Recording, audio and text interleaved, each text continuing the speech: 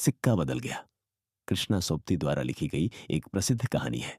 इस कहानी में शाहिनी नाम की एक महिला, जो एक जमींदार परिवार से है, अपने घर और जमीन को छोड़कर जाने के लिए मजबूर हो जाती है, क्योंकि भारत का विभाजन हो जाता है।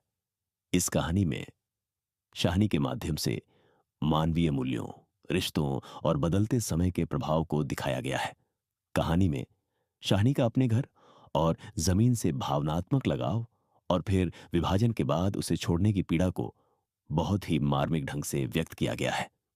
कहानी के मुख्य पात्र शाहिनी, कहानी की मुख्य पात्र जो एक जमींदार परिवार से है और विभाजन के बाद अपने घर को छोड़ने के लिए मजबूर हो जाती है। शेरा, शाहिनी का नौकर, जो विभाजन के समय शाहिनी के साथ खड़ा रहता है और उसे घर छोड़ने में मदद करता है।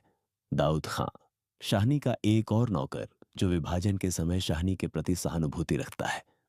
पटवारी और मुल्ला, ये दोनों गांव के प्रतिष्ठित लोग हैं जो शाहिनी के घर छोड़ने के फैसले में शामिल होते हैं।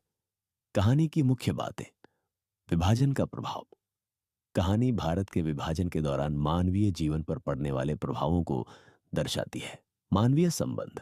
कहानी में मानवीय रिश्तों, जैसे कि शाहिनी और उसके नौकरों के बीच के संबंध और विभाजन के कारण होने वाले भावनात्मक टूटने को उजागर किया गया है। सिक्का बदलने का अर्थ।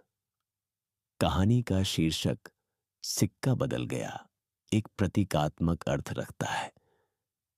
यह न केवल समय के साथ चीजों के बदलने का प्रतीक है, बल्कि यह भी दर्शाता है कि कैसे मानवीय मूल्य और रिश्ते भी बदल जाते हैं।